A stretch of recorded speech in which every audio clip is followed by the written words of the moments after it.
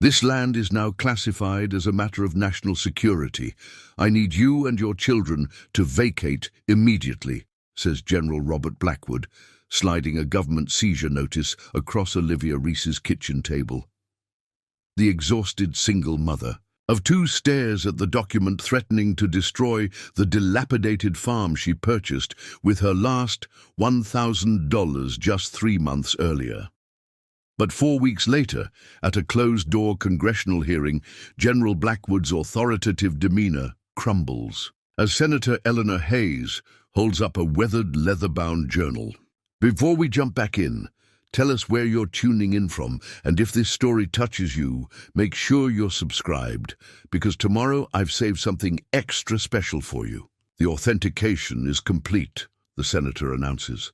The underground facility Mrs. Reese discovered beneath her property contains irrefutable evidence of Operation Shadowfall, the unauthorized nuclear contingency program that was supposedly dismantled in 1974 and has been illegally maintained for nearly 5 decades using black budget funds diverted from Congress.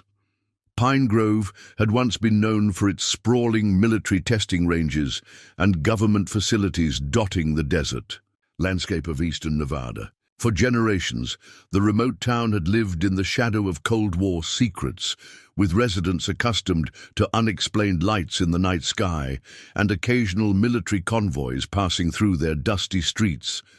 The old Harrison homestead, with its weathered barn and rusted windmill, had stood abandoned for nearly 3 decades on the outskirts of town. Locals avoided the property, claiming the government had condemned it due to chemical contamination from nearby testing sites. The Keep Out signs posted along its barbed wire fence only reinforced these rumors. In recent years, as economic hardship swept through Pine Grove following the closure of the regional military processing center, many properties had been abandoned. Land once valued for its strategic isolation was now practically worthless, with even the government showing little interest in acquiring additional acreage in the area. Olivia Reese, 36, had never intended to move to such a desolate location. A former paralegal and single mother of twins, Jackson and Madison, she had been desperately searching for anywhere affordable after her ex-husband's gambling debts and subsequent disappearance left her financially devastated and effectively homeless. When the Harrison property appeared in an online auction with a minimum bid of just $1,000, she saw it as her only chance for a fresh start, despite its remote location and obvious state of disrepair. "It needs a ton of work," she admitted during a video call with her skeptical sister. "But the structure is stable enough. There's a well for water, and we can go off-grid with some solar panels. Most importantly, it's something I can actually afford." The homestead had stood empty since the original owner, Elias Harrison, a reclusive government contractor, had passed away without heirs in the early 1990s, leaving significant back taxes that had accumulated over decades. The county had valued the property at just $43,000, but years of unpaid taxes and its undesirable location had pushed the minimum bid down to an unprecedented low. When auction day came, Olivia was shocked to find herself the only bidder.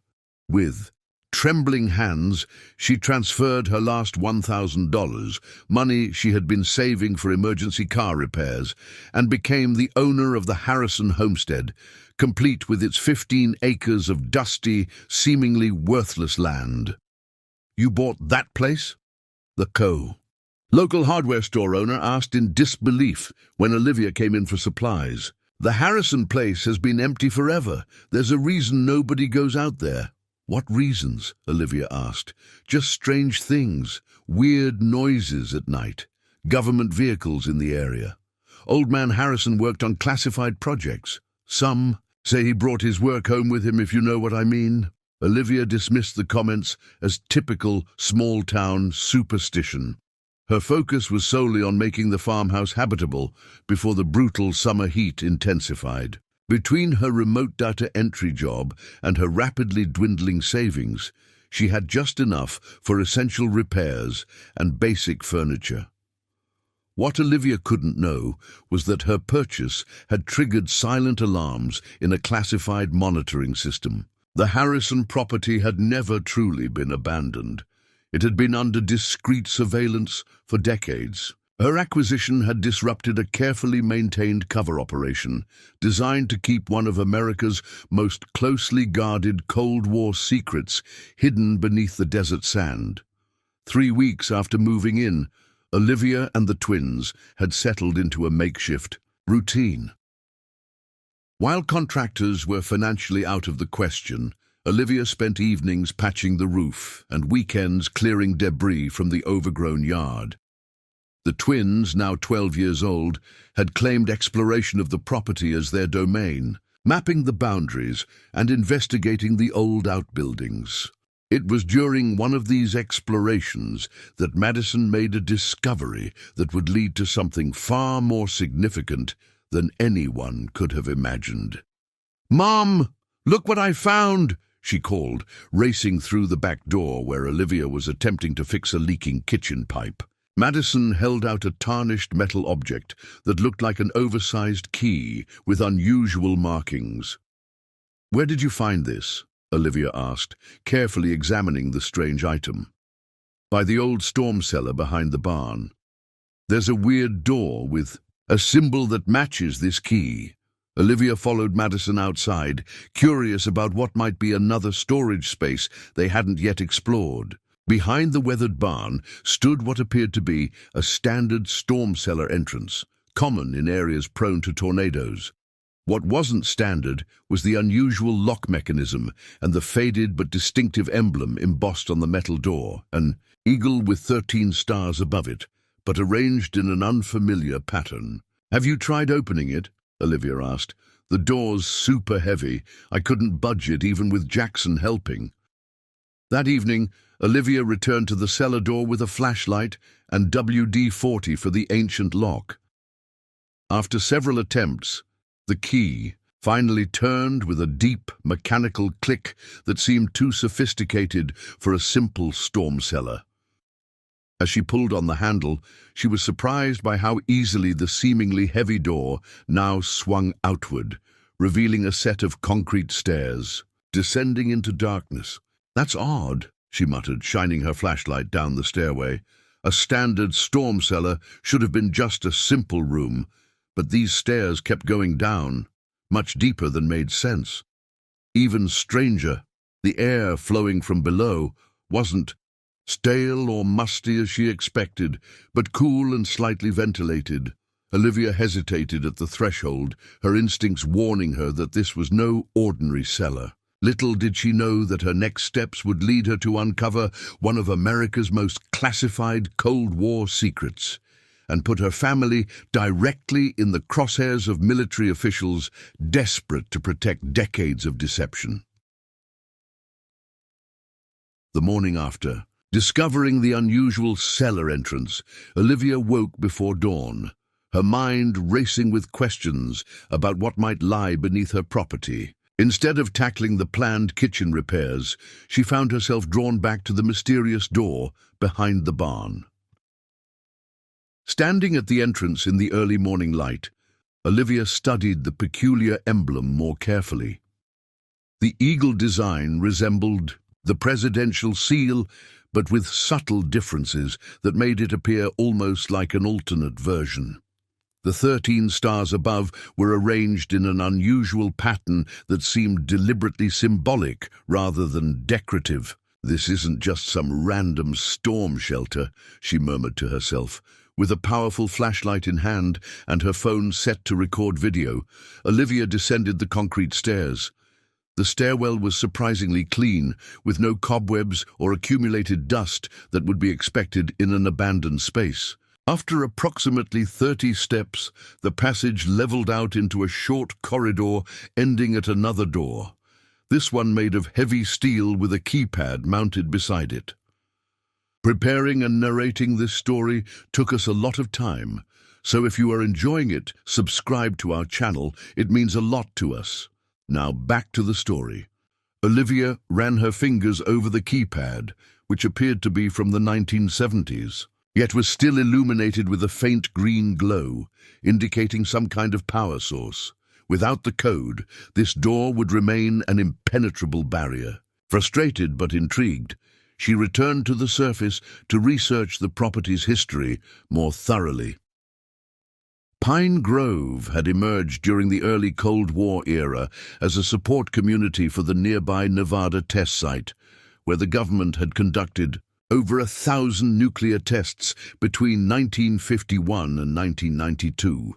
What had begun as a temporary settlement for workers had evolved into a small town with its own ecosystem of businesses catering to government personnel and contractors. Elias Harrison had arrived in 1972, according to county records Olivia found online. His background listed previous employment with the Department of Defense. Though details were sparse, he had purchased the property when it was nothing but empty desert and had the modest farmhouse built that same year. What was peculiar was the significant electrical infrastructure installed, power lines with capacity far beyond what a single residence would require, all approved through special permits signed by federal authorities rather than local officials. The adjacent properties within a 5-mile radius had all been government-owned until the mid-1990s, when budget cuts forced the sale of non-essential holdings. Yet Harrison's property, despite being surrounded by government land, had remained privately owned until his death, an unusual arrangement that now seemed significant rather than coincidental. "Mum, are we going to explore the bunker today?" Madison asked eagerly over breakfast, Jackson nodding enthusiastically beside her. "It's not a bunker, sweetie. It's just an old cellar with a locked door at the bottom," Olivia replied, not wanting to fuel their imaginations too much. "And we need to be careful. We don't know if it's structurally sound." "But the air was fresh," Madison countered. "That means there's ventilation, and that metal door looked super high-tech."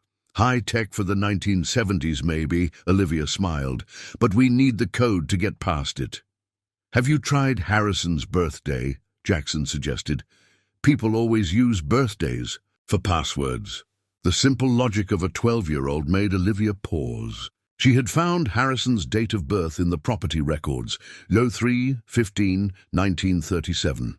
Worth a try. That afternoon, while the twins were occupied with online school assignments, Olivia returned to the underground entrance.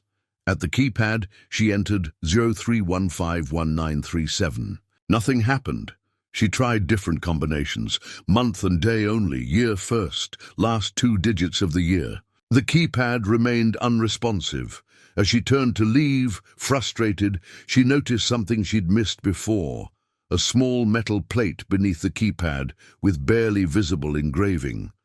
Shining her flashlight at an angle to catch the shadows of the engraving, she made out a sequence: CF00MMPPP.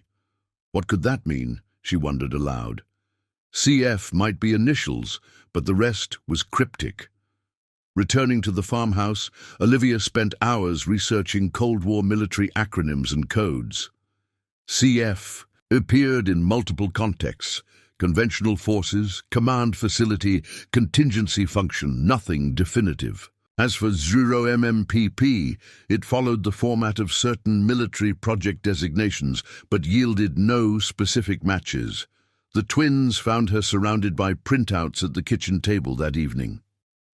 "Any luck with the secret code?" Madison asked. "Not yet." Olivia sighed. "But I did find more information about Mr. Harrison. He wasn't just any government contractor. He worked directly for something called the Continuity of Government Commission in the 1970s. "What's that?" Jackson asked, reaching for an apple from the fruit bowl. "It was a program created during the Cold War to ensure the U.S. government could continue functioning after a nuclear attack. They built secret bunkers and communication systems across the country," Olivia explained, watching realization dawn on both children's faces. "So it is a bunker!" Madison exclaimed. "A secret government bunker!" "Maybe," Olivia cautioned. "But even if it was, it would have been decommissioned decades ago." The following morning, Olivia visited the Pine Grove Historical Society, a modest collection housed in the back room of the local library. The elderly volunteer seemed surprised by her specific interest in Elias Harrison. Harrison kept to himself, the woman recalled. Polite, but private. Came to town for supplies once a week, always on Thursdays. Drove a government car, even though he was supposedly retired. Did he ever mention his work? Olivia asked. Never directly, but there was an incident in '74 that got people talking. A convoy of military vehicles went out to his place in the middle of the night, stayed for nearly a week. Official word was, they were checking for groundwater contamination, but nobody believed that. Too many high-ranking officers coming and going. The conversation yielded one crucial detail. Harrison had been particularly close to a local mechanic named Frank Cooper, now in his 80s and living in the county retirement home. That afternoon, Olivia visited Cooper, who initially seemed wary of her questions. "Why are you asking about Eli after all these years?" he demanded, his roomy eyes narrowing suspiciously. "I bought his property," Olivia explained. "I'm just trying to understand its history."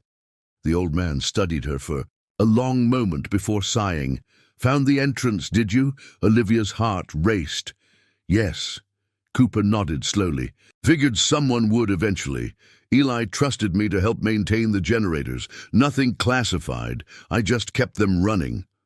"Generators? For what?" "For what's down there," Cooper replied matter-of-factly. "Level C facility, presidential class. Emergency shelter, one of 13 built during the Nixon administration. Only a handful of people knew about it. That was the point." "Presidential?" Olivia echoed in disbelief. "Not the main presidential bunker, that's elsewhere.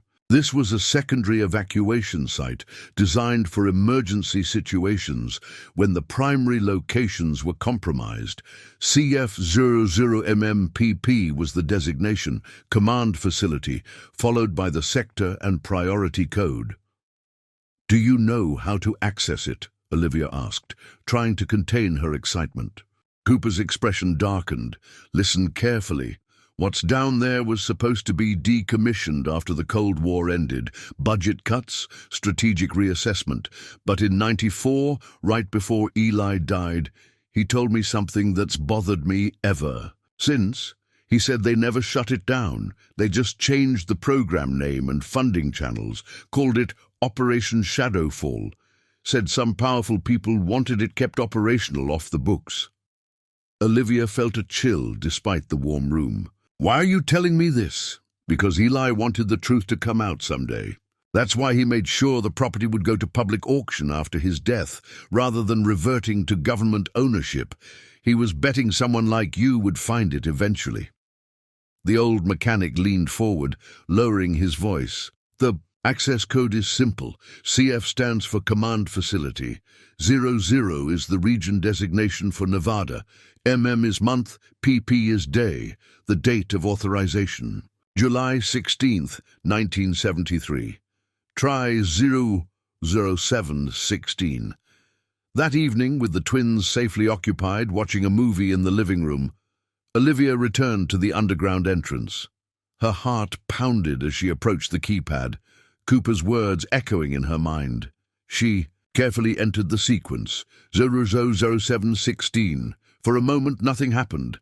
Then a series of mechanical clicks resonated from within the door, followed by the hiss of an air seal releasing. The heavy steel barrier slowly swung inward, revealing a dimly lit antechamber beyond. Emergency lights glowed with a soft amber hue, casting long shadows across what appeared to be a decontamination chamber. "It's still powered," Olivia whispered in disbelief, stepping cautiously into the space. The room contained shower stations, storage lockers for protective suits, and a sophisticated air filtration system that hummed quietly, evidence of ongoing maintenance that contradicted the facility's supposedly abandoned status. A plaque on the wall read, "CFZ0 Tertiary Continuity Site, authorized personnel only, clearance level Alpha required beyond this point." Beyond the decontamination chamber lay another security door, this one equipped with both a keypad and what appeared to be an early biometric scanner. To Olivia's surprise, this door stood partially open, as though someone had intentionally disabled the locking mechanism. She hesitated at the threshold, suddenly aware of the enormity of what she was discovering. If Cooper was right, this wasn't just an abandoned Cold War relic. It was an active government facility being maintained in secret. The ethical implications struck her forcefully. Was she trespassing on government property, interfering with national security? Yet the facility existed on land she legally owned, on property deliberately left to fall into private hands by Harrison. Whatever secrets lay beyond that door, Harrison had apparently wanted them found. Taking a deep breath, Olivia stepped through the doorway into a corridor that stretched approximately 50 feet before opening into a larger space. The walls were lined with conduits and piping, all meticulously labeled with color-coded systems. At regular intervals, framed presidential portraits hung on the wall, a succession beginning with Nixon and continuing through Ford, Carter, Reagan, and Bush.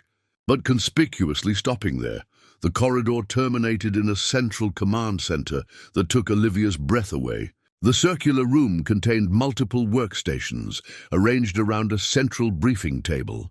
Wall-mounted screens, some modern replacements clearly newer than others, displayed various monitoring systems, geological sensors, radiation detectors, weather patterns, and what appeared to be surveillance feeds from the surface property. "They've been watching me," Olivia realized with a chill, recognizing camera angles showing her farmhouse and barn. Adjacent to the command center were several doorways leading to additional chambers. Living quarters with 12 bunks, a medical bay with surprisingly current supplies, a communications room filled with both vintage Cold War-era equipment and modern upgrades, and a secure vault with a heavy combination door. What struck Olivia most powerfully was not just the facility's existence but its state of readiness. This was no mothballed bunker preserved as a historical curiosity. The air was fresh, the equipment operational, and signs of regular maintenance were evident everywhere. Supply inventories posted on clipboards showed inspection dates as recent as 3 months ago, just before she had purchased the property.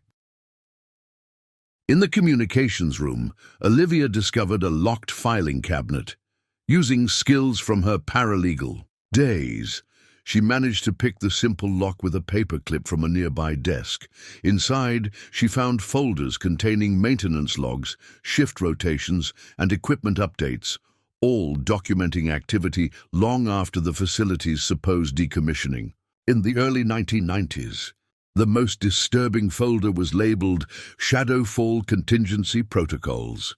Inside were documents detailing procedures for an extra-constitutional continuity response, plans for maintaining government authority without congressional oversight. In case of catastrophic attack, the protocols included provisions that seemed to circumvent normal democratic processes, granting extraordinary powers to a select group of officials. "This can't be legal," Olivia murmured, photographing the documents. With her phone, the constitutional implications were staggering.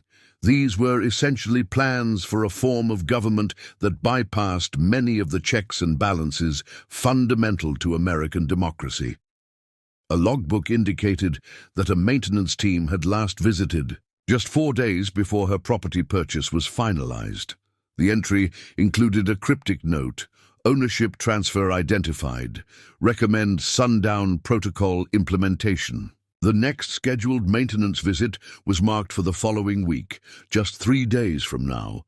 Realizing she needed to document everything before potentially losing access, Olivia began systematically photographing the facility and its contents. In the vault, which she found unlocked despite its imposing appearance, she discovered Harrison's personal journals.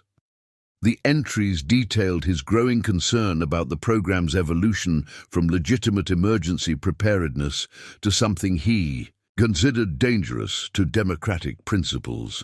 A journal entry from 1993, just months before his death, was particularly troubling. They've transformed CF00 from emergency contingency to active shadow site. The constitutional implications are unconscionable. I've made arrangements for the property to pass into civilian hands after my death. The truth about Shadowfall must eventually come to light. Olivia realized with growing certainty that Harrison had deliberately engineered this moment, ensuring his property would eventually be sold to someone who might discover and expose the facility's existence. As she continued exploring, Olivia found something unexpected in the presidential suite. A small sitting room, appointed with furniture and amenities befitting a high-ranking official. On the desk sat a leather-bound operational manual with "Eyes Only" stamped on its cover. Inside was a complete description of Operation Shadowfall, including funding channels, personnel assignments, and shocking details about its current operational status. According to the documents, what had begun as a legitimate emergency preparedness program had evolved into something far more troubling. A continuity insurance policy developed by hardliners who believed conventional democratic processes were insufficient in times of crisis. More disturbing was evidence that the program had continued to operate using misappropriated funds without proper congressional oversight or authorization. Before leaving the facility, Olivia gathered as much documentation as she could carry, including Harrison's journals and the Shadowfall Operation Manual. She carefully memorized the access codes, knowing she would need to return with more substantial recording equipment to properly document everything. Returning to the surface, Olivia was struck by how ordinary her ramshackle farmhouse appeared. In contrast to the sophisticated facility hidden beneath it, the peeling paint and leaky roof seemed almost comically incongruous with the presidential-class bunker below. As she approached the house, a flicker of movement near the road caught her attention. A black SUV with government plates was parked just beyond her property line, a figure with binoculars visible in the driver's seat. The surveillance wasn't just happening through the bunker's cameras. Someone was physically monitoring her property. That night, after checking that the twins were asleep, Olivia sat at her kitchen table reviewing the photos and documents she'd collected. The constitutional implications were profound, the potential scandal enormous. This wasn't just about an abandoned bunker, it was about an unauthorized shadow program operating outside proper government oversight for decades. Olivia faced a momentous decision. What should she do with this information? Contact the media? Alert authorities? The documentation in her possession could potentially trigger a major governmental crisis. Yet doing nothing meant being complicit in keeping these secrets buried. As a single mother who had used her last resources to purchase this property, she also had to consider her children's safety and future. Exposing government secrets carried obvious risks.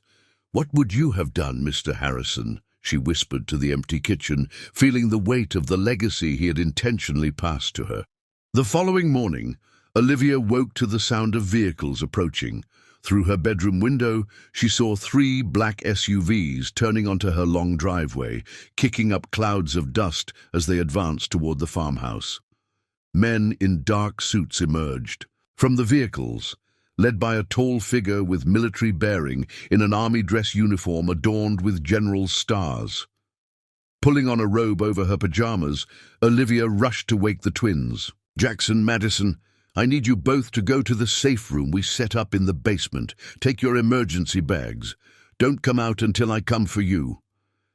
The children, sensing the urgency in their mother's voice, didn't argue. Since moving to such a remote location, Olivia had established safety protocols for various scenarios, though she had never anticipated this particular situation. After ensuring the twins were securely in the basement room with provisions and their tablets for distraction, Olivia quickly transferred the digital photos from her phone to an encrypted cloud storage account and hid Harrison's physical journals in the secret compartment beneath the floorboards she had discovered during renovations. A firm knock at the door came just as she finished. Taking a deep breath to steady herself, Olivia opened it to find the uniformed officer standing on her porch, flanked by two men in suits who had the unmistakable bearing of federal agents. "Mrs. Reese?" the officer inquired. "I'm General Robert Blackwood, United States Army Special Oversight Division. These are Agents Mercer and Phillips. We need to speak with you regarding a matter of national security." Olivia maintained a composed exterior despite her racing heart. "May I see some identification, please?" The men produced credentials that appeared authentic, though Olivia noted the agency represented wasn't standard FBI or Homeland Security, but something called the Strategic Assets Protection Division, an organization she'd never heard of. "Mrs. Reese, we have reason to believe there may be abandoned military infrastructure on this property that poses potential hazards. We're here to conduct an assessment and ensure there's no danger to you or your family," General Blackwood stated, his tone professional but carrying an unmistakable edge of authority. "This is private property," Olivia responded calmly. "I wasn't informed of any infrastructure issues when I purchased it. If you have concerns, I'd be happy to review any documentation you have regarding hazards on my land." "The documentation regarding this site is classified," one of the agents, Mercer, interjected. "We're operating under national security protocols that supersede standard property rights in these circumstances." General Blackwood's expression remained impassive. "Mrs. Reese, have you noticed any unusual structures or access points on the property since taking ownership?" The direct question confirmed Olivia's suspicions. They knew exactly what was here and were assessing how much she had discovered. "I've been focusing on making the house livable," she replied carefully. "The property is 15 acres with several outbuildings. I haven't had time to explore it all thoroughly." "I see," the general responded, studying her face for signs of deception. "Nevertheless, we'll need to conduct a complete survey of the property. It's standard procedure when former government land changes hands." "This wasn't government land," Olivia corrected him. "According to county records, it's been privately owned since 1972.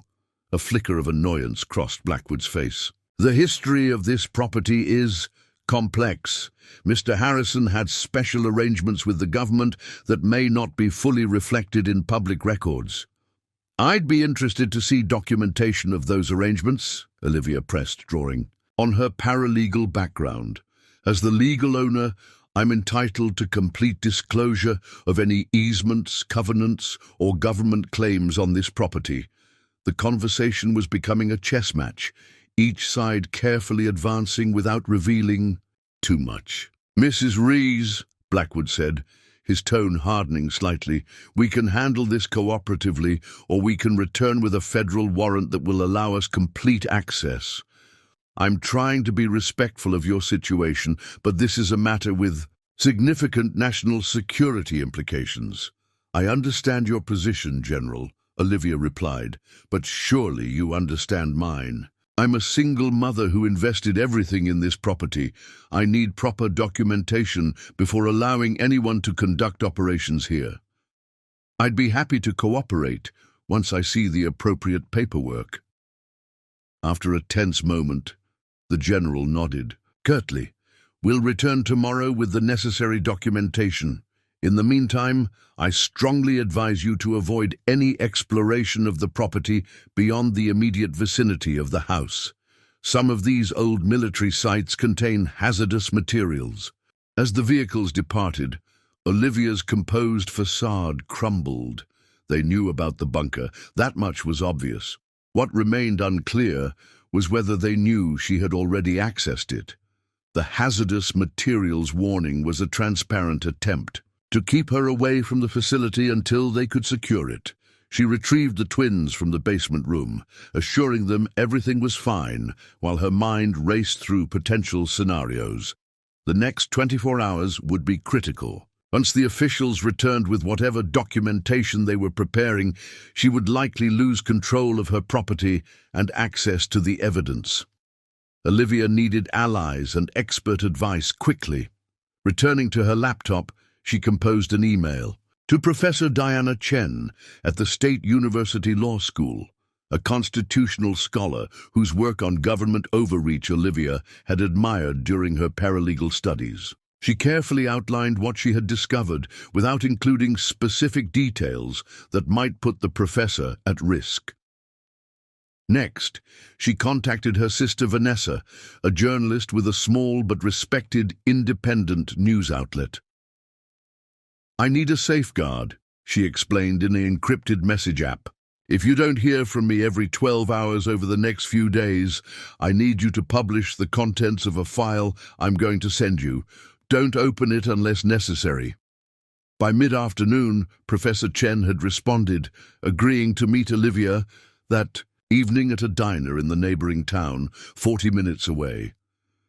"What you've described raises serious constitutional concerns," she wrote. "Bring whatever documentation you can safely transport."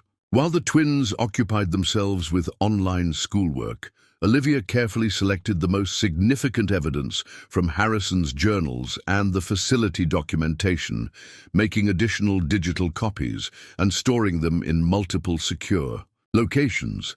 The leather-bound operational manual, the most damning piece of evidence confirming the ongoing nature of the program, she placed in a weatherproof bag to take to Professor Chen.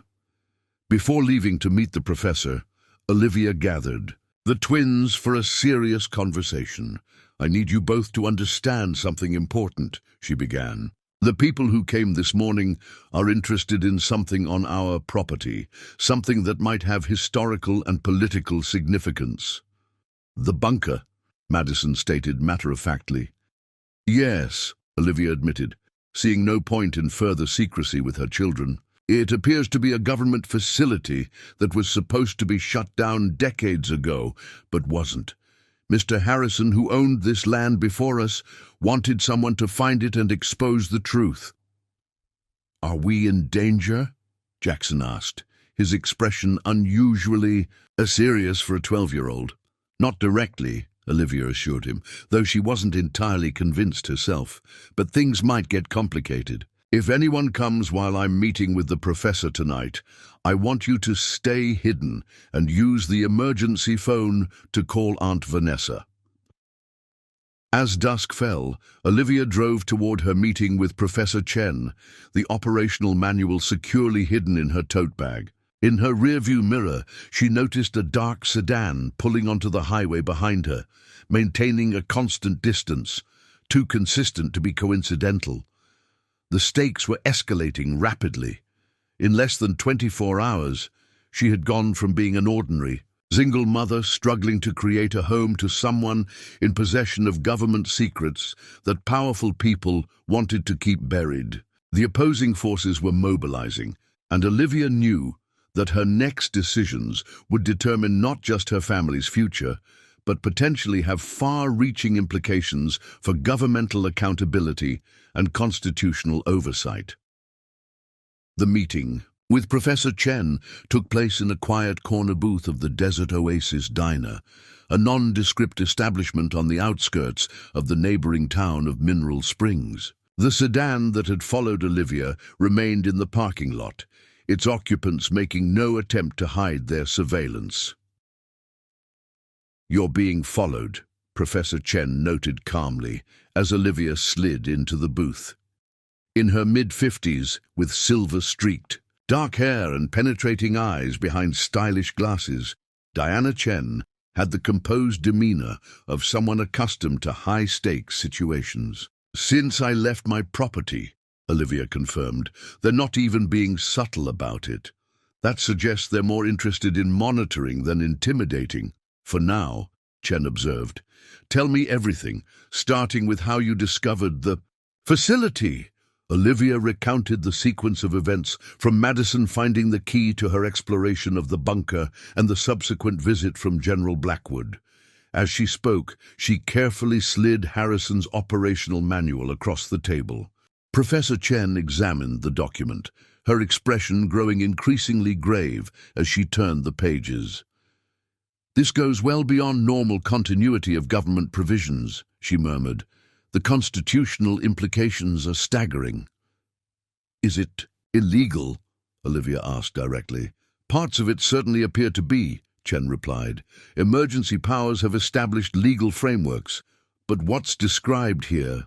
A permanently operational shadow structure with authority to circumvent standard governmental processes, operates in a constitutional gray area at best. The funding mechanisms described here definitely violate appropriations laws." While they spoke, Olivia noticed a man at the counter, middle-aged with the weathered look of a local, watching them with unusual interest. When he caught her eye, he gave a slight nod before exiting the diner. "We should wrap this up," Olivia said quietly. "I don't think we're having a private conversation." Professor Chen nodded. "I'll need time to review this material thoroughly and consult with trusted colleagues. In the meantime, you need to secure additional evidence before they lock down the facility. They're returning tomorrow with documentation that will probably be used to seize my property or restrict my access," Olivia explained. "Then you need to act tonight," Chen advised. "Document everything, gather what evidence you can, and most importantly, find out who's currently authorizing this program.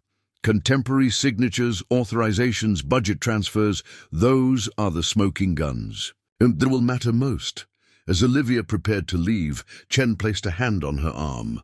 "One more thing. I have a contact at the Inspector General's office who specializes in black budget oversight. With your permission, I'd like to bring her into this discreetly." "Can she be trusted?" "Eleanor Hayes has built her career on government accountability. If anyone can navigate this safely through official channels, it's her." The man who had been watching them was waiting beside Olivia's car when she exited the diner. Instinctively, she reached for her phone. "No need for alarm. Mrs. Reese," he said quietly. "My name is Thomas Hargrove. I worked with Elias Harrison for 12 years. "Prove it," Olivia demanded, keeping her distance. Eli had a collection of first-edition Hemingway novels in his bedroom. He kept a 1965 Mustang in the barn that he never drove but maintained perfectly. And he designed that facility you found with one specific purpose: to serve as insurance against the very program it was part of. The details about Harrison's possessions, items not in any public record and no longer on the property, lent credibility to his claim. "Why are you here?" Olivia asked. "To warn you. They're not coming tomorrow with documentation. They're coming tonight. The moment you left your property, a second team was dispatched to secure the facility. You have maybe 2 hours before they completely lock it down." "How do you know this?" "I still have contacts in the program. Not everyone believes in operating outside constitutional boundaries. There's a faction within Shadowfall that's been trying to shut it down legitimately for years." Hargrove handed her a small device resembling a key fob. "This will get you past the biometric scanner they've likely reactivated. It contains Harrison's encrypted credentials. He was the original facility designer, so his access overrides most security protocols." "Why should I trust you?" "Because Harrison trusted you, or someone like you. He deliberately engineered the property transfer to civilian hands. I've been watching, waiting for someone to discover the truth." Hargrove glanced toward the sedan. "They know I'm talking to you, which means my cover is blown. This is your chance, perhaps the only one, to expose what Shadowfall has become." As Hargrove walked away, Olivia checked her phone and found a text from Madison. "Mom, more black cars arrived. We're in the safe room. What should we do?" The catalyst discovery had triggered a rapidly accelerating chain of events.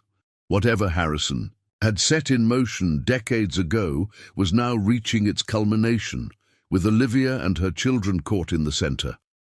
She had hours, perhaps less, to gather the evidence needed to expose an unconstitutional shadow program before those who operated. It erased all traces of its existence. Climbing into her car, Olivia made the decision that would irrevocably change the trajectory of her life. Rather than fleeing to safety, she would return to the property, retrieve her children, and make one final visit to the bunker to secure the evidence needed to bring Operation Shadowfall into the light. The drive back to her property took Olivia half the normal time. Her aging sedan pushed to its limits on the empty desert highway.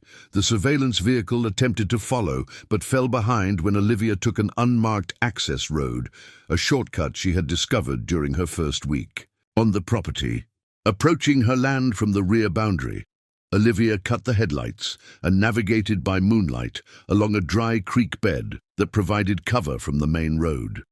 Through breaks in the scrub vegetation, she could see additional vehicles parked near. Her farmhouse, not just the black SUVs from earlier, but what appeared to be a military transport truck. Using her phone, she texted Madison, "Coming in from the back way, stay hidden. We'll signal with 3 short knocks, 2 long." Keeping to the shadows, Olivia circled toward the barn, noting with alarm that the storm cellar entrance now had 2 armed guards posted beside it. They wore tactical gear without clear military branch insignia, the hallmark of special operations, or black budget security teams. Using the ancient irrigation trenches as cover, she made her way to the root cellar of the farmhouse, an access point she had discovered connected to the basement safe room where the twins were hiding. After signaling with the agreed-upon knock pattern, she found her children wide-eyed but remarkably composed. "There are men everywhere," Jackson whispered. "They're setting up equipment around the storm cellar.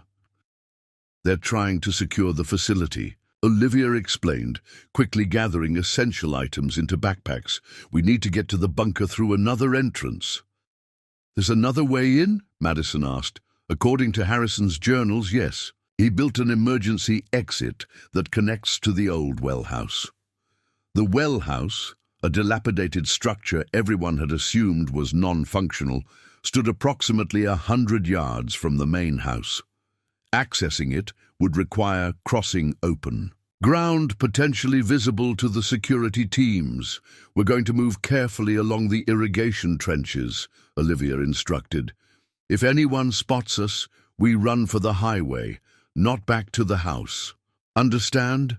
The twins nodded solemnly, their young faces showing a maturity forced by circumstances. Moving as a tight unit, the 3 made their way through the network of shallow trenches that had once irrigated Harrison's attempt at a vegetable garden. Twice they froze as patrol beams swept nearby, but the overgrown condition of the property provided sufficient cover to reach the well house undetected. Inside the crumbling structure, Olivia located the access point exactly where Harrison's journal had indicated, a false panel in the dry well shaft that concealed a narrow maintenance tunnel. Using the key fob Hargrove had provided, she activated the hidden mechanism, and the panel slid aside with a hydraulic hiss. "Cool," Jackson breathed, momentarily forgetting the danger in his admiration of the secret passage. "This connects to the lower maintenance level," Olivia explained as they entered the narrow corridor. "Harrison designed it as an emergency escape route, so it bypasses the main security systems. The passage, illuminated by emergency lighting, strips along the floor, descended at a gentle angle for several hundred feet before terminating at a utility access door. The key fob once again proved its value, deactivating the electronic lock with a soft beep. They emerged into a mechanical room filled with air handling equipment, water purification systems, and backup generators, the functional heart of the bunker that kept it operational decades after its supposed decommissioning. "This place is huge," Madison whispered, eyes wide as she took in the sophisticated infrastructure. "And it's not supposed to exist," Olivia reminded her. "At least not as an active facility." Moving cautiously through the maintenance level, they made their way toward the central command center. Through ventilation grates, they could hear voices from the level above, professional, clipped tones discussing containment protocols and evidence mitigation. The central command center remained unoccupied when they reached it, though computer screens indicated active surveillance of the property above and surrounding areas. Olivia quickly accessed the main computer terminal using Harrison's credentials. From the key fob, "What are we looking for?" Jackson asked, keeping watch at the doorway. "Proof of current authorization and funding," Olivia replied, navigating through classified directories. "Evidence this facility isn't a Cold War relic, but an active operation." What she found exceeded her expectations. The system contained not just operational logs for the facility itself, but overview data for the entire Shadowfall network, 11 active sites across the country, all supposedly decommissioned but actually maintained at varying levels of readiness. Budget documents showed money diverted from legitimate defense programs through a complex web of shell classifications and project codes. Most significantly, she discovered authorization signatures from current high-ranking officials, people who had publicly denied knowledge of any such contingency programs while secretly maintaining them outside constitutional oversight. "Mom, look at this!" Madison called from a monitoring station she'd been examining. The screen displayed an internal memo dated just 2 months earlier. Site CF00. Vulnerability assessment.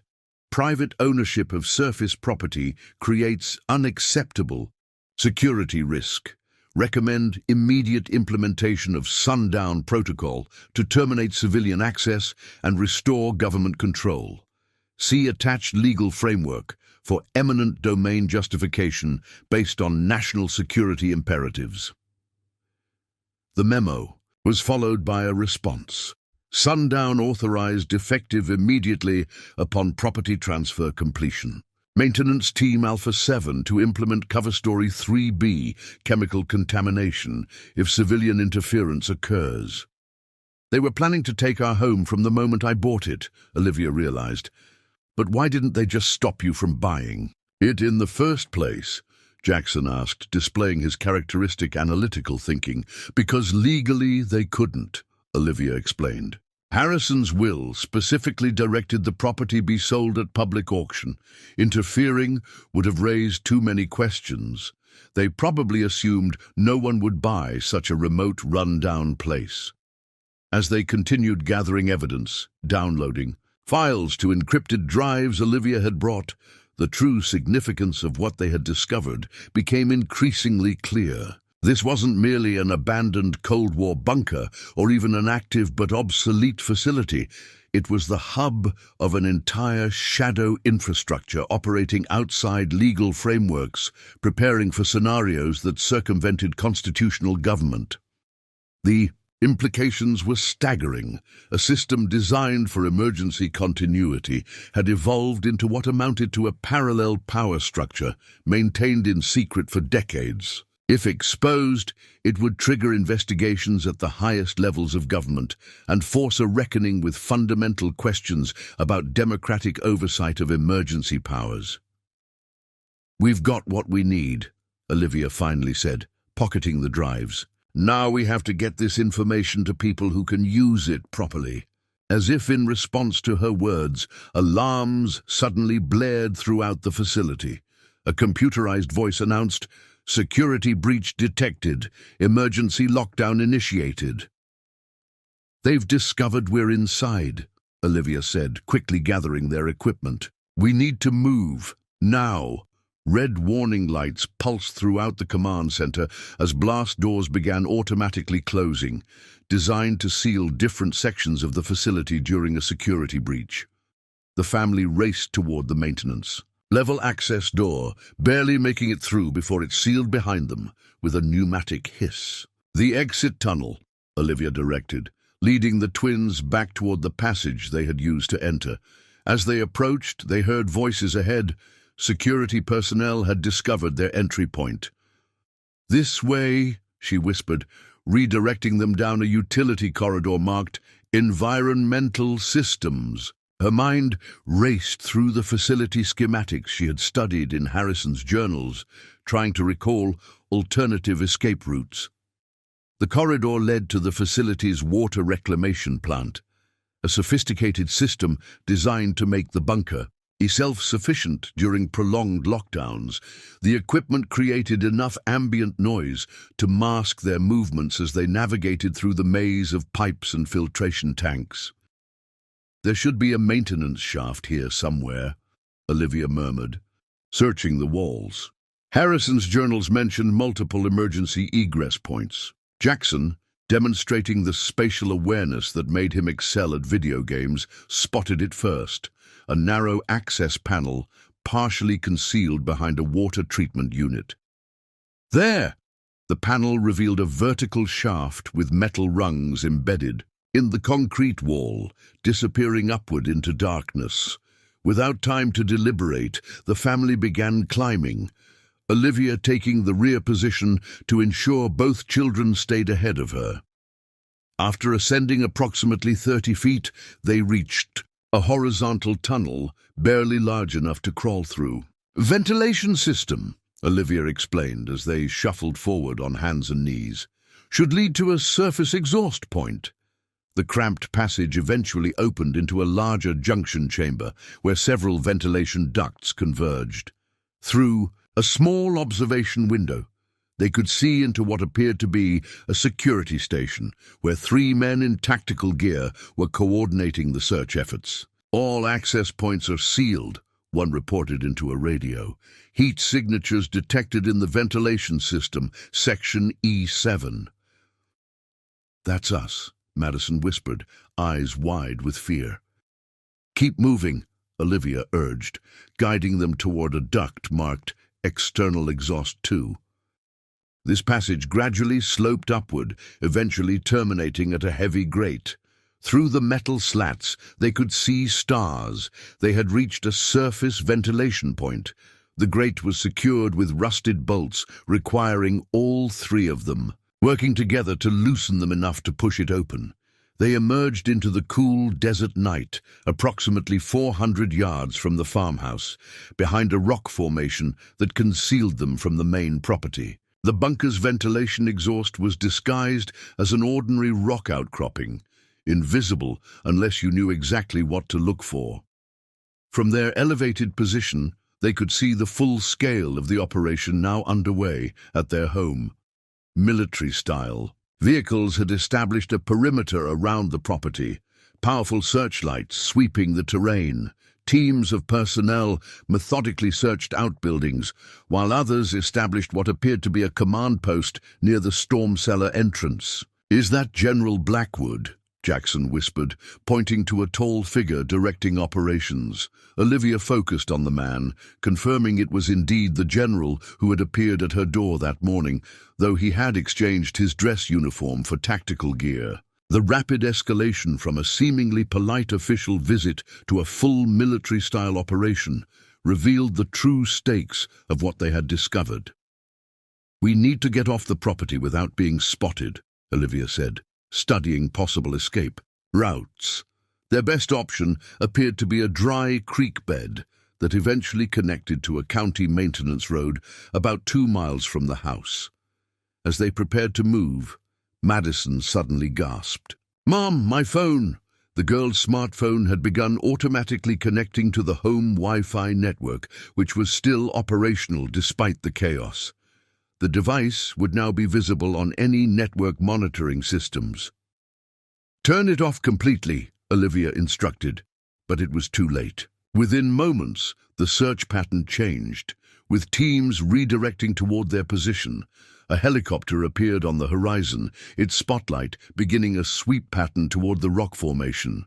"Run," Olivia commanded, abandoning stealth for speed as they sprinted toward the creek bed. Behind them, shouts confirmed they had been spotted. "Stop immediately! This is a federal security team!" A voice amplified by a loudspeaker ordered. "Halt where you are!" They reached the creek bed as the helicopter's spotlight found them, illuminating their escape attempt in harsh white light. Keeping the children ahead of her, Olivia urged them forward, even as she heard vehicles beginning to pursue along the property boundary. What had begun as an investigation was now a full-fledged escape from government forces on her own legally purchased property. The irony wasn't lost on Olivia. She was being treated as an intruder on land she owned because she had discovered secrets that powerful people needed to keep buried. As they ran, the encrypted drives in Olivia's pocket contained evidence that could potentially shake the foundations of government accountability. The personal stakes had escalated from simply protecting her home to becoming the custodian of information with profound constitutional implications. The family reached the county maintenance road just as vehicle headlights appeared behind them. With nowhere to hide on the exposed gravel track, their situation appeared desperate until headlights appeared ahead as well, a pickup truck approaching from the opposite direction.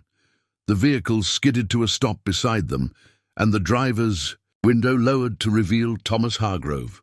"Get in!" he shouted. "They've called in federal backup. Half the alphabet agencies are converging on your property." As they piled into the truck, Hargrove accelerated away, taking a series of unpaved back roads that zigzagged through the desert landscape. "I've arranged a safe house," he explained. "Professor Chen contacted her colleague at the Inspector General's office. They're preparing to move on this officially, but we need to keep you and the evidence secure until then." "They've seized my home," Olivia said, the reality of their situation sinking in. "Everything we own." "Your property was just the first casualty," Hargrove replied grimly. "Once they realize what you've discovered and downloaded, they'll do everything possible to discredit you, contain the information, and preserve the program." "Why is this bunker so important?" Madison asked from the back seat. "Why are they willing to do all this to keep it secret?"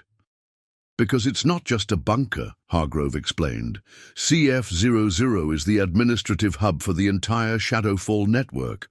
The complete operational history, authorization chain, and financial records for decades of extra-constitutional activity are stored there. In the wrong hands, that information could bring down dozens of high-ranking officials past and present. The pickup truck crested a hill, revealing the distant lights of a small airfield where a twin-engine plane stood ready, propellers already turning. "The conflict has just begun," Hargrove said, his expression grim. "And it's about to move from a local security operation to a national-level containment effort.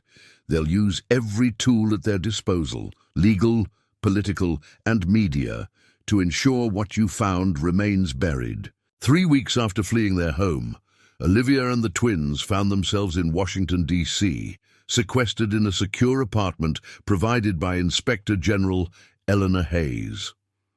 The intervening time had been a blur of depositions, evidence verification, and intense security measures, as Hayes built an airtight case based on the documentation Olivia had retrieved from the bunker.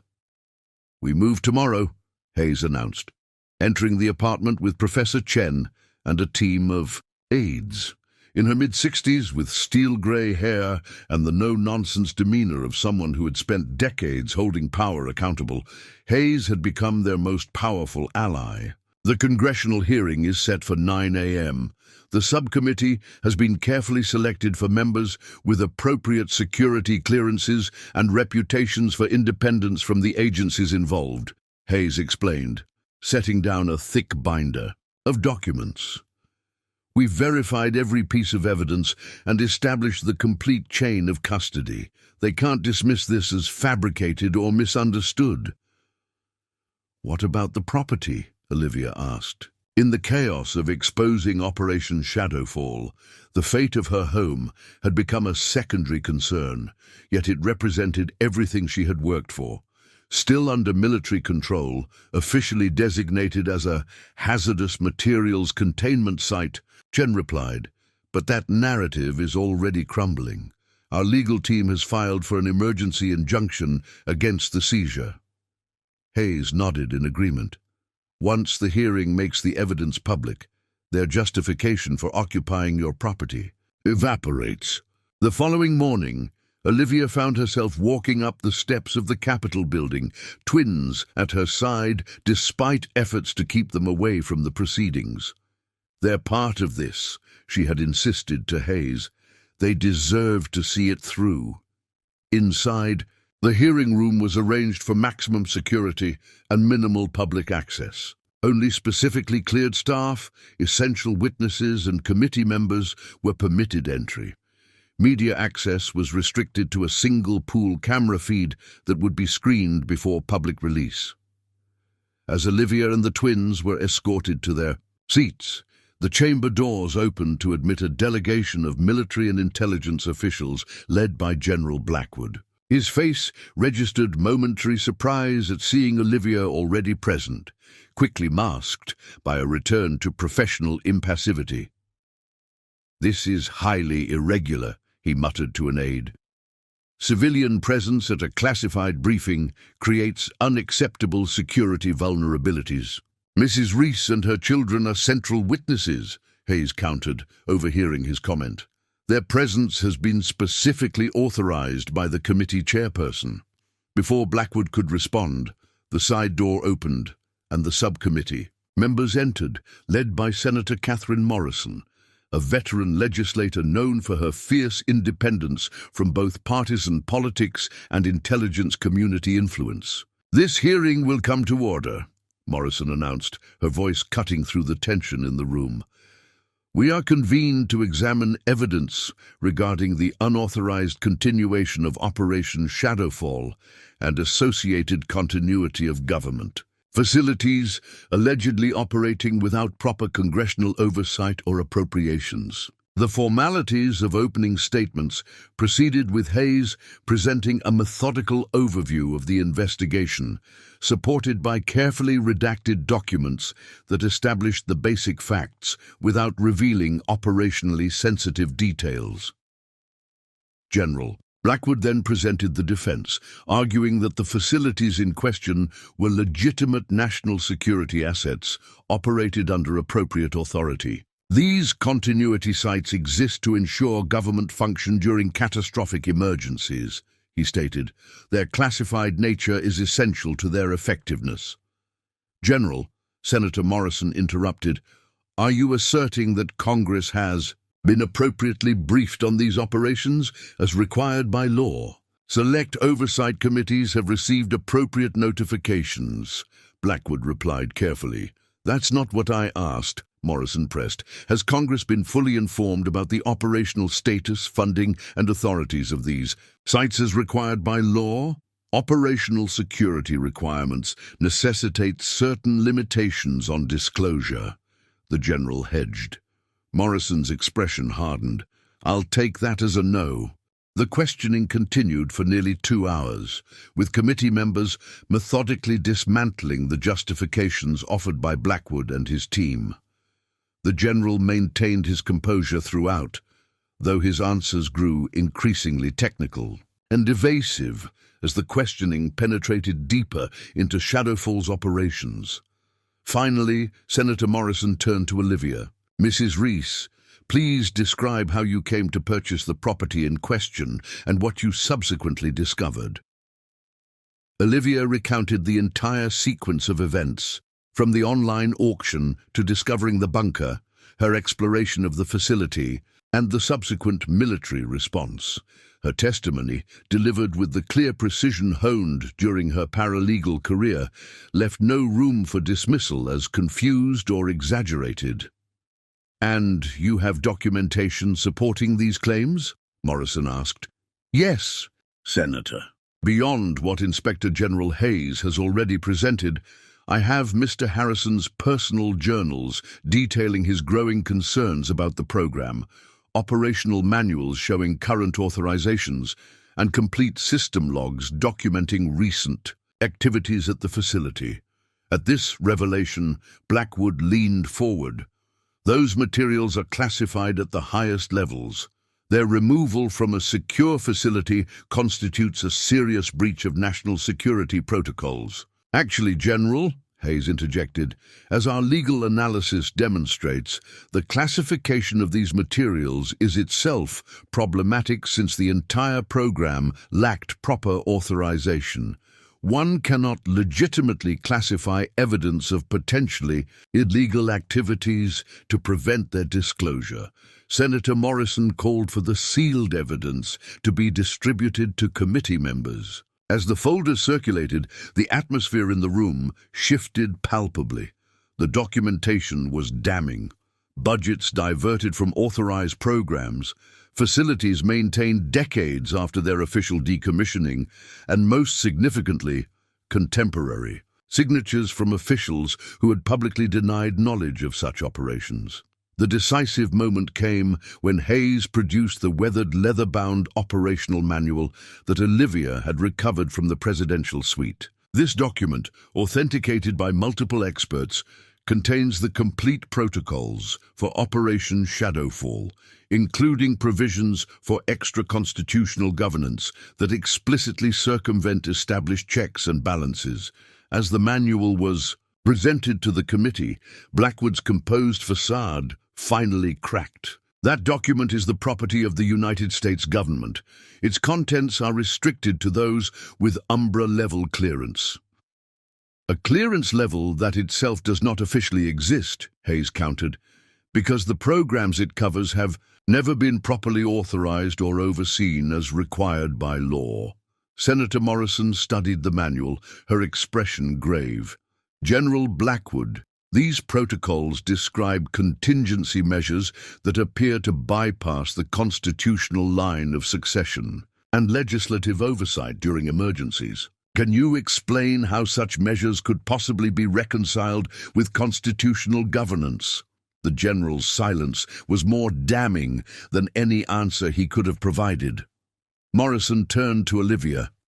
Mrs. Reese, you and your children have performed an extraordinary service to this nation by bringing this matter to light at considerable personal risk and sacrifice. This committee will ensure your property is restored to you immediately and that you receive appropriate compensation for damages incurred. The hearing concluded with the committee voting unanimously to refer the matter for criminal investigation, freeze all operations of the Shadowfall network, and establish a special oversight panel to examine all continuity of government programs for constitutional compliance. As they exited the hearing room, Olivia caught Blackwood's eye. The general's expression held not anger, but a complex mix of resignation and something that might have been respect. "You've opened Pandora's box," he said quietly as they passed. "I hope you're prepared for what comes next." The days following, the congressional hearing unfolded in a whirlwind of activity. Within hours, the story had broken across every major news outlet despite attempts to control the narrative. Headlines proclaimed, "Secret Shadow Government Exposed" and "Cold War." Bunker network operating illegally for decades. Political analysts struggled to contextualize the revelations, while constitutional scholars debated the long-term implications for executive power and congressional oversight. For Olivia and the twins, the aftermath brought immediate practical concerns. A federal judge issued an emergency order requiring all government personnel to vacate the Harrison property within 48 hours, while a separate order froze any attempts to remove, alter, or destroy evidence at the underground facility. "You can return home tomorrow," Hayes informed Olivia during a brief meeting at the Justice Department. "A security detail will accompany you, partly for protection, partly to maintain site integrity for the ongoing investigation." "Is it safe?" Olivia asked, thinking primarily of her children. "The threats you face now are more likely political than physical," Hayes replied candidly. "Powerful people have been implicated. There will be attempts to discredit you, minimize what you found, or reframe the narrative. But outright harm would only confirm the severity of what they're trying to hide. Professor Chen, who had remained by their side throughout, offered additional perspective. What you've exposed goes beyond partisan politics. The constitutional issues transcend normal political divisions. You'll find allies and opponents on both sides of the aisle. The following afternoon, a government helicopter transported them back to Pine Grove. From the air, they could see their property surrounded by media vehicles, held at bay by a police perimeter. The farmhouse itself looked strangely unchanged, a humble structure now at the center of a national controversy. As they landed on a cleared area near the barn, Olivia noticed that the storm cellar entrance had been secured with official seals. A temporary fence surrounded it, marked with Federal Investigation Site signs. The underground facility had transformed from secret bunker to acknowledged evidence. Inside the farmhouse, Olivia was relieved to find their personal belongings largely undisturbed. The hasty government evacuation had apparently focused on securing the bunker rather than interfering with the residential structure. That evening, as the twins settled into their rooms with a remarkable resilience only children could muster, Olivia sat on the porch watching the sunset over the property. Thomas Hargrove joined her, having been cleared by Hayes as a crucial witness whose testimony corroborated Harrison's intentions. Elias would be satisfied, he said, settling into the chair beside her. This is exactly what he hoped would happen someday. Why didn't he expose it himself? Olivia asked, a question that had lingered throughout the ordeal. He tried in his way, Hargrove explained, but he was bound by security oaths, and his direct involvement would have been too easily discredited or contained. He needed an outsider, someone with no connections to the program who could approach it with fresh eyes and unquestionable independence. So he created this elaborate arrangement with his property, hoping someone like me would eventually discover the truth. Hargrove nodded. He called it his dead man's switch. If the program continued operating improperly after his death, the truth would eventually emerge through the one thing he could control, this land. As night fell over the desert, bringing a blanket of stars, across the vast sky, the Harrison homestead stood as a testament to one man's foresight and another's courage. The humble farmhouse that had once seemed like Olivia's last desperate option had become the unlikely epicenter of a constitutional reckoning that would reshape government accountability for generations to come. Tomorrow would bring investigators, journalists, and the beginning of a new chapter in their lives, one where Olivia Reese was no longer just a struggling single mother, but a central figure in one of the most significant revelations of government overreach in American history. 1 year later, the Harrison homestead stood transformed, both physically and symbolically. What had once been a dilapidated farmhouse on worthless desert land had evolved into a meticulously restored property with historical significance that drew visitors from across the country. The modest home now featured a new roof, repaired foundations, and modern amenities carefully integrated to preserve its original character. Solar panels provided sustainable power, and the once barren yard had been landscaped with native desert plants, creating an oasis in the arid landscape. More significantly, the property had been designated a National Historic Site, the Harrison Reese Transparency Center, with the underground facility partially converted into a museum documenting the Cold War, continuity of government programs, and the importance of constitutional oversight. Olivia, dressed in a professional blazer rather than the work clothes she had worn during those early days of renovation, stood in what had once been her kitchen, but now served as the visitor center's reception area. Framed newspaper articles covering the Shadowfall revelations lined the walls, alongside photographs documenting the family's journey from accidental discoverers to deliberate custodians of an important historical site. The next tour starts in 15 minutes. Madison called from the converted dining room where she operated the scheduling system with remarkable efficiency for a 13-year-old. In the year since their discovery, both twins had embraced their unlikely role in history. Madison developing an interest in political science, Jackson in architecture and historical preservation. "Senator Morrison's office called," Jackson added, looking up from his homework. "They want to confirm your testimony for next week's Oversight Committee meeting." The congressional investigations had expanded far beyond the initial hearings, revealing a complex web of unauthorized programs that had operated outside proper oversight for decades. Olivia had become a recurring expert witness, her first-hand experience with CF00 providing context that official documentation often lacked. The financial implications of the discoveries had also transformed their lives. The government compensation package for the illegal seizure of their property, combined with a book deal chronicling their experience, had eliminated the financial precarity that had driven Olivia to purchase the farm in the first place. Thomas Hargrove, now a regular presence, at the center, entered carrying a box of newly printed educational materials. Since retiring from his previous role, he had devoted himself to documenting Elias Harrison's work and helping visitors understand the historical context of the facility. "The school group from Las Vegas just pulled up," he reported. 40 students, all high school seniors studying constitutional law. Olivia nodded, still sometimes surprised by her transition from paralegal to historically significant figure and educational director.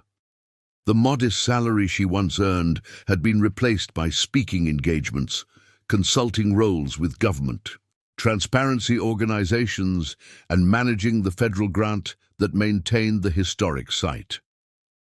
Professor Chen arrived later that afternoon for their weekly strategy meeting. As the legal ramifications of the Shadowfall revelations continued to unfold, Chen had become the leading academic voice analyzing the constitutional implications. "The Supreme Court has agreed to hear arguments on the executive power limitations case," she announced as they settled in Olivia's office, formerly Harrison's study. "Your discovery has fundamentally reshaped the legal understanding of emergency powers." "I still can't believe how much has changed," Olivia admitted, gazing out the window at the property that had once represented her desperate last chance, but now symbolized unexpected purpose. "Transformation often comes from unlikely sources," Chen observed. "A single mother using her last $1,000 to buy a seemingly worthless property has accomplished what generations of oversight committees and watchdog groups couldn't." As the afternoon sun cast long shadows across the property, Olivia could see the secured access point, where visitors now descended into the bunker on guided tours. The facility that had been designed for secrecy now served the opposite purpose, making transparent the mechanisms of government that had operated in the shadows. The irony wasn't lost on her. The very site designed to preserve government continuity in crisis had ultimately helped restore the constitutional balance those emergency powers had threatened to undermine. Most meaningful was the transformation in her own life and her children's futures. What had begun as a desperate gamble for affordable housing had evolved into a mission with purpose and significance that none of them could have imagined when they first turned the key in that strange lock behind the barn. 5 years after Olivia Reese first unlocked the storm cellar door, the ripple effects of her discovery continued to reshape American governance and constitutional oversight. What locals now called the bunker case had become a landmark in legal education, political science curricula, and public administration training programs nationwide. On a crisp autumn morning, Olivia stood at a podium erected on the property grounds addressing an assembly that included government officials, constitutional scholars, journalism students, and transparency advocates gathered for the dedication of the expanded Harrison Reese Center for Government Accountability. When I purchased this property with my last $1,000, I was simply looking for affordable housing for my family, she began, her voice carrying across the attentive audience. I could never have imagined that removing debris from an old storm cellar would lead us here, to a discovery that would realign the relationship between government power and democratic oversight. Behind her stood the impressive new research facility that had been constructed adjacent to the original farmhouse, its architecture thoughtfully designed to complement the historic structures while providing state-of-the-art resources for scholars, studying the constitutional implications of emergency powers. In the front row sat Madison and Jackson, now 17, preparing for college with career paths shaped by their extraordinary childhood experience. Madison had been accepted early to Georgetown's School of Foreign Service, intending to focus on government ethics and oversight mechanisms. Jackson had developed his interest in architecture into a passion for historic preservation, with plans to study engineering, with a specialization in adapting historically significant structures for contemporary use. General Blackwood, now retired and notably more reflective after years of congressional inquiries, sat nearby. His perspective had evolved from defensive opposition to measured support for reforms, becoming an unexpected ally in restructuring the oversight of classified continuity programs.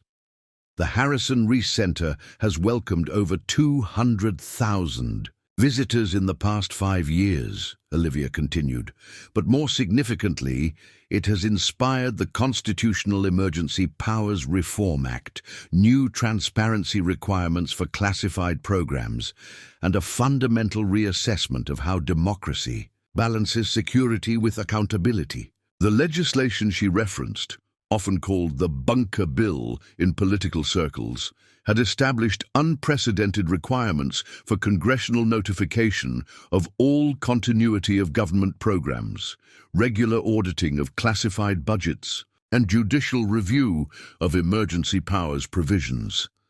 Eleanor Hayes, recently appointed to head the newly created Office of Constitutional Compliance within the Justice Department, joined Olivia at the podium for the ribbon-cutting ceremony. What began with one family's courage has evolved into institutional transformation that will protect constitutional governance for generations, Hayes noted, her once controversial positions now mainstream policy.